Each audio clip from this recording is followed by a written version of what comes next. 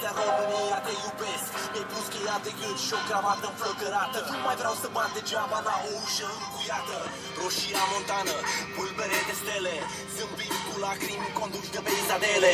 Viața e o țigară, la final de drum e scrum. Fiule, ține pentru tine fiecare vânzăra cu tata. Un simplu cefărist, nu era Eliade, n-a jucat nici securist.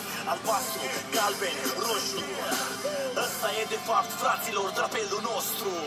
Aș vrea cum să schimb ceva în țara mea, sunt mărul de ea și n-aș putea niciodată vota pe România mea și jucăria ta. Aș vrea cum să schimb ceva în țara mea, sunt mărul de ea și n-aș putea niciodată vota pe România mea și jucăria ta.